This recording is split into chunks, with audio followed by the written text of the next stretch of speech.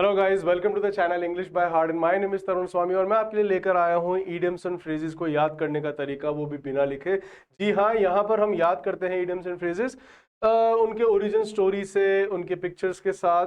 तो इसी सीरीज के अंदर अपन आगे बढ़ते हैं। आज आपके लिए आप देख सकते हैं जिसके अंदर आपको इडियम्स एंड फ्रेजेस जो है बर्ड्स एंड एनिमल्स के हैं। हमने जो लास्ट देखे थे हमने मिडाइवल क्लोथिंग के देखे, फिर हमने जो है आपके इडियम्स एंड फ्रेजेस हमने कुछ जो कपड़े हैं उनसे संबंधित हमने देखे थे। तो आज जो है आपकी एनिमल्स एंड बर्ड्स के जो आपके इडियम्स एंड फ्रेजेस हैं उसमें आगे बढ़ाते हैं। एंड जितने भी आज हमारे साथ पोस्टुलेंट्स जुड़े हैं, टायरो जुड़े हैं, आप सभी का स्वागत है, राइट। एंड जो इडियम्स एंड फ्रेजेस का भी सी वोकैबुलरी मैंने आपको कहा था कि आप इसको एक बार सीख लें, फिर उसको आप अपने सिबलिंग्स के साथ, अपने कजन्स के साथ, अपने क्रॉनीज या पाल्स, उनके साथ आप जरूर से इनको पार्टेक करें। पार्टेक करें मतलब इनको आप शेयर करें, उनके ऊपर यूज कर सकते हैं, राइट। जब तक आप इनको यूज नहीं करेंगे तो फिर हम वापस इनको after a time we can forget. तो इसीलिए इनको यूज करें। जैसे कि एक शर्मा जी के नाम से आईडी है किसी बच्ची की, उसने मुझे बताया था कि सर मैं अपने भाई के ऊपर यूज करती हूँ। It's a very good method which I have told, and if you use these words तो definitely you will never ever forget. So kindly start partaking your words, इनको शेयर करें, उनके ऊपर यूज करें। फाइन, तो शुरुआत करते हैं। आज बहुत ही इंटरेस्टिंग से हम देखेंगे इडियम्स, एनिमल्स एंड बर्ड्स के। तो जो पहला है ये हम पहले भी देख चुके हैं, that is let the cat out of bag, right. That means to reveal the secret. इसके पीछे की कहानी क्या थी कि जो मिडाइवल यूरोपियन थे मार्केट्स, उसके अंदर डिसऑनेस्ट जो ट्रेडर्स होते थे, समटाइम्स दे यूज्ड टू, वो क्या बेचते थे, चीप कैट्स बेचा करते थे इन अ सैक। सैक क्या होता है, बोरा, right. It's a very good word. जो बोरी होती है आपकी उसको हम कहते हैं sack, instead of an expensive piglet. Piglet क्या होता है, सुअर का बच्चा। तो वो सुअर के बच्चे की बजाय जो सस्ती सी कैट है वह बेच दिया करते थे। तो जब वो घर आके देखते थे या रास्ते में जब उसको खोलते थे कि यहाँ पे सुअर के बच्चे की बजाय उनको क्या मिल गया है, एक cat. So that is to reveal a secret accidentally, तो that means to bring the cat out of bag. It's a very good phrase. Fine, चलते हैं अपन आगे। The next one is killing two birds. See, कुछ phrases ऐसे होते हैं जिनका आप पढ़कर भी उनका अंदाजा लगा सकते हो। You can hit the fluke, आप उनमें फ्लूक मार सकते हो, है ना। ऐसा नहीं है कि हम फ्लूक नहीं मार सकते, किसी को पढ़कर हम अंदाजा भी लगा सकते हैं, लेकिन सारे फ्रेजेस ऐसे नहीं हो सकते हैं। इसलिए एक बार सबको अपनी आंखों से टेक द ग्लिम्स। इसलिए आज में बहुत सारे ऐसे फ्रेजेस भी हैं जो बड़े इजी से हैं, बट आपके लिए मैं एक बार कि हम उसका एक बार ग्लिम्स ले लें। ग्लिम्स क्या होता है गाइस, मैं यहां लिख देता हूं, ऊपर आपकी स्क्रीन में नहीं आ रहा है। That is GLIMPSE। ग्लिम्स का मतलब ही होता है एक झलक। फाइन, और फ्लूक होता है तुक्का, नॉट फ्लूट। फ्लूट होती है बांसुरी। फाइन, चलते हैं अपन। ये कह रहा है killing two birds with a stone, that means एक तीर से दो निशाने। आप देख सकते हैं एक पत्थर से आपने दो पक्षी को मार दिया, यहाँ पे तीन आ गए हैं, राइट। दो हैं, सॉरी, एक तो साइड में है। तो अगर आप दो पक्षियों को मार देते हो, सो दैट इज किलिंग और achieving two goals with one effort, कि एक ही आपने एंडेवर लगाया और उससे आपको दो फायदे हो गए। जैसे कि मैंने न्यूज़पेपर पढ़ा और मेरे दो सब्जेक्ट्स तैयार हो गए, और मैंने फ्रेज यूज करा है अपने पहले वाले वीडियोस के अंदर। चलते हैं अपन आगे।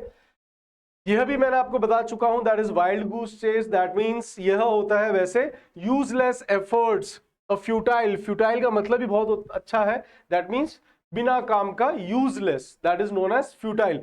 इसके दो फ्रेजेस और एक होते हैं, that is to flog the dead horse.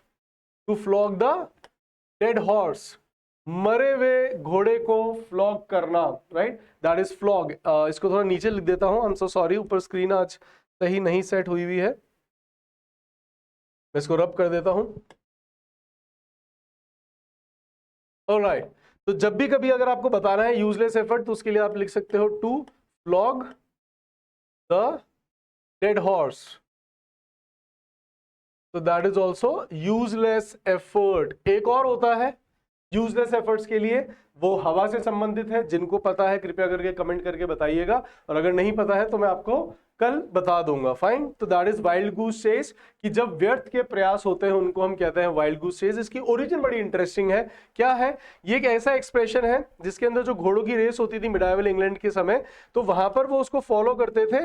एक अनप्रेसिडेंटेड पैटर्न होता था वी शेप का, कि जिससे जो पीछे वाला है वो आगे नहीं निकल पाए, right.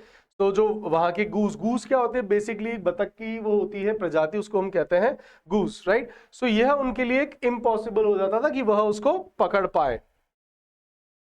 Next is dark horse. इसकी कोई फोटो नहीं, डार्क हॉर्स ये मैं आपको पहले ही बता चुका हूं, हमने फ्रेज उसके अंदर, बट ये अच्छा है, ये आपको आगे किसी पेपर में मिल सकता है, इसलिए मैंने इसको वापस रिआइटरेट करा है, यहाँ पर रिपीट करा है। तो ऐसा कोई पर्सन जिसकी abilities are unknown but who unexpectedly succeeds, छुपा रुस्तम, राइट। तो हॉर्स रेसिंग के समय इसकी कहानी भी मैं आपको बता चुका हूं कि कई बार जो अपने घोड़े को छुपा के रखते थे कि आज हमारी रेस में कौन सा घोड़ा दौड़ेगा, राइट, तब वो एकदम से उसको निकाल के लेकर आते थे, इसलिए उसका नाम पड़ा है डार्क हॉर्स, कि छुपा रुस्तम जो बहुत अच्छा परफॉर्म कर जाए और जीत जाए उसको हम कहते हैं dark horse. Next which we have is hold your horses, that means to wait और बी पेशेंट, राइट।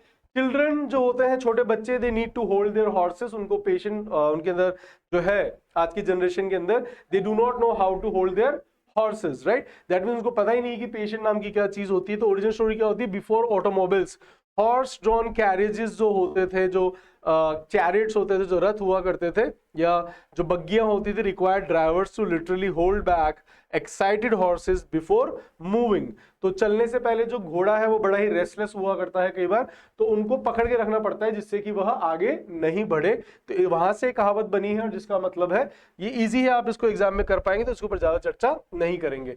ये बड़ा अच्छा है, इसका आपको मीनिंग पता होना चाहिए। Straight from the horse's mouth, अब ये आप तुक्का नहीं मार सकते, वहां पर अगर ऑप्शन आ जाए आपके पास straight from the horse's mouth, तो दैट मीन्स हो सकता है straight funding from the government, direct what you call help from the authorities or information from the original or most reliable source। so अब इन तीनों में से आपको पता नहीं है ना, राइट, और ना ही आप यहाँ पे फ्लूक मार पा रहे हो। क्यों? क्योंकि आपको घोड़े के मुंह से, हमें नहीं पता घोड़े के मुंह से क्या, फाइन। सो ये एक अच्छा, इसके पीछे की कहानी क्या है कि जो एक्सपीरियंस हॉर्स बायर्स होते थे examined a horse teeth to estimate its age, घोड़ों की जो उम्र है वो किससे देखी जाती है, उनके दांतों से, राइट। तो इसीलिए जिससे कि आपको एक ट्रस्टवर्दी इंफॉर्मेशन मिल सके, तो इसलिए straight from the horse mouth, fine, it's a good one, बहुत सारे एग्जाम्स में है, ये हमने पहले भी देखा था, वापस बताया था, बिकॉज ये एक अच्छा वाला है और एग्जाम में यह पूछा जा सकता है। बी इन वंस बोनेट, ये मैंने आपको बता दिया, जो हैट है अगर उसके ऊपर है तो हमारा ध्यान पूरा उसी के ऊपर है। तो N obsession with an idea, अब आप देख सकते हो इस पिक्चर में भी आपकी नजर सबसे पहले किस पे आती है, इस पर ही, right. So if you are obsessed with some idea, that is known as bee in one's bonnet. इसकी पीछे की कहानी भी मैं आपको बता चुका हूं। चलते हैं अपन, ये भी मैंने आपको बताया था स्वैन सॉन्ग, और ये लेकिन बहुत अच्छा है, वन वर्ड सब्स्टिट्यूशन में पूछा गया है एसएससी के अंदर, कैट के अंदर, और आगे पूछा जा सकता है, और ये फ्रेज की तरह भी है, that means a final performance और अचीवमेंट बिफोर रिटायरमेंट और डेथ।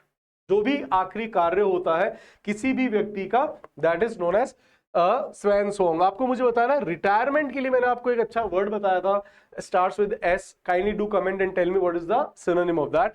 ओरिजिनल स्टोरी क्या है कि ये एंशिएंट जो ग्रीक्स है वो मानते थे कि जो स्वैन से यूजुअली साइलेंट रहते हैं, लेकिन मरने से पहले वो अपना गाना गाते हैं, so that's why it is considered the last performance before retirement और डेथ।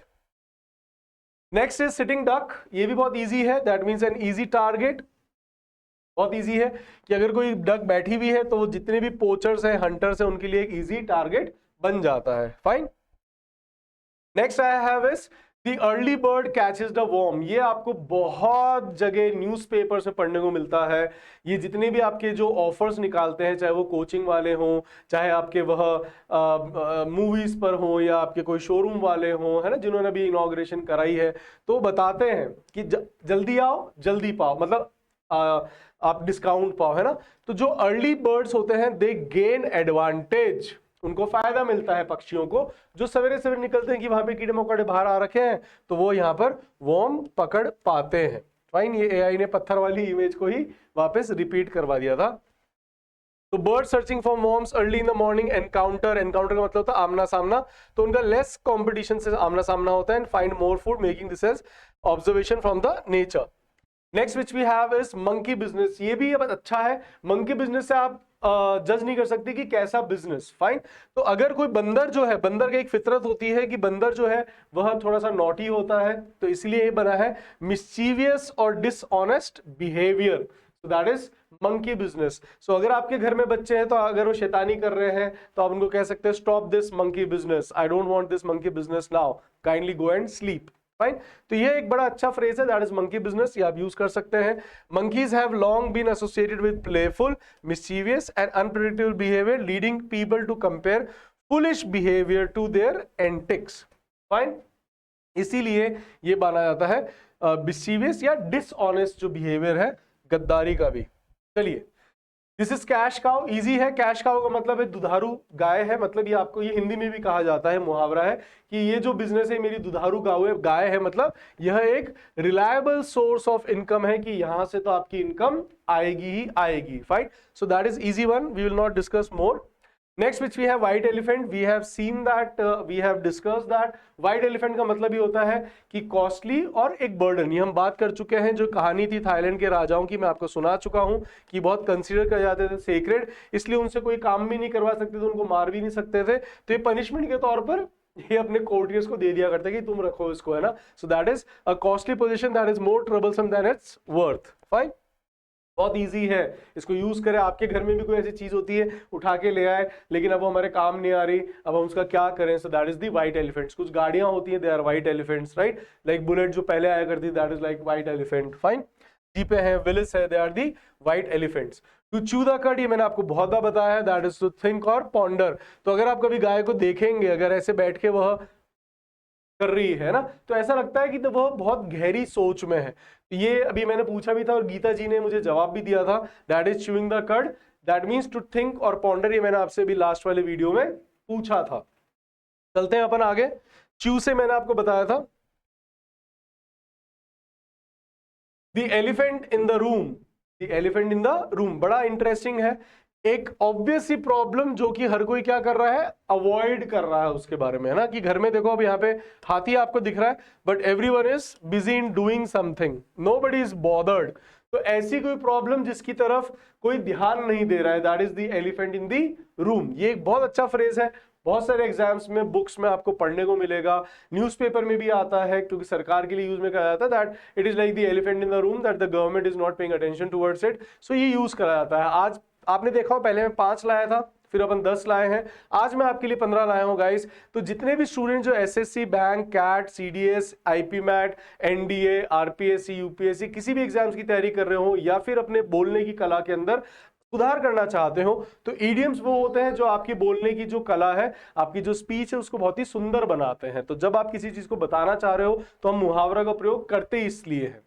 फाइन, तो आज मैं आपके लिए 15 लाया हूं, कल आपके लिए वापस एनिमल्स के और भी बहुत सारे हैं कि कुछ छूट ना जाए जो हमारे एग्जाम्स में आ सकता हो, वो हम कल भी करेंगे। फिर आपके लिए मैं वापस एक्सरसाइज लेकर आऊंगा जिसके अंदर हम देखेंगे इनके कुछ क्वेश्चंस भी सबके साथ मिलाकर। So I hope we must have enjoyed the pictures and the stories and the idioms and it gonna add, right? ये क्या करेगा? So sorry, I am still under the convalescence. Convalescence क्या होता है guys? तो जो मेरा प्रश्न था वो हमें भूल गया अभी खांसी के चलते। मिलते हैं अपन नेक्स्ट वीडियो के अंदर। Till then, take care, bye bye.